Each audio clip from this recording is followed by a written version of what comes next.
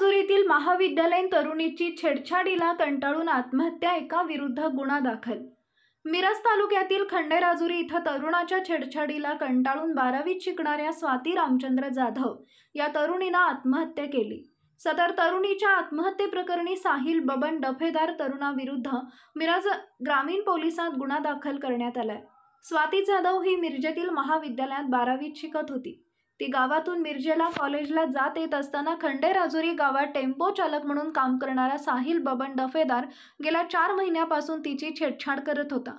स्वाती हिनं याबाबत पालकांना सांगितल्यानंतर वडिलांनी साहिल डफेदार याच्या घरी जाऊन त्याच्या आई-वडिलांना साहिल याच्या विरुद्ध पोलिसात तक्रार देणार असल्याचं सांगितलं।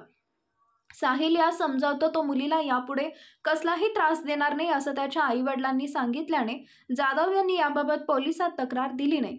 त्यानंतर थोड्या दिवसानंतर साहिल यानं पुन्हा त्रास देण्यास सुरुवात केल्याने त्याच्या त्रासाला कंटाळून स्वाती हिनं दिनांक 17 रोजी घरात कीटकनाशक औषध प्राशन केले।